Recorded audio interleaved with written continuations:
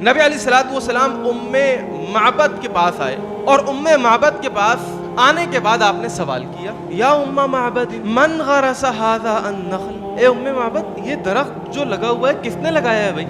مسلمون ام کافرون، کسی مسلمان نے لگایا ہے یا کسی کافر نے درخت لگایا ہے؟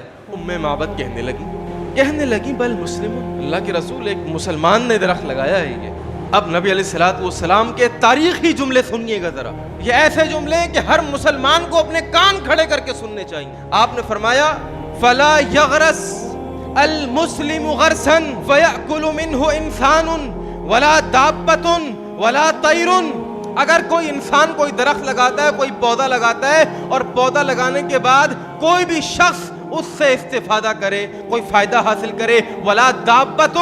زمین پر رینگنے والا کیڑا بھی اس کے قریب آ کر کوئی اگر فائدہ حاصل کر لے، ولا طیر، آسمان میں اڑتے ہوئے چرند اور پرند اس پر بیٹھ کر کوئی فائدہ حاصل کر لے، الا کان لہ صدقۃ الی یوم القیامہ، قیامت کی صبح تک یہ صدقہ جاریہ ہوتا ہے اس انسان کے لیے کہ جس نے درخت لگایا ہوتا ہے۔ قیامت کی صبح تک،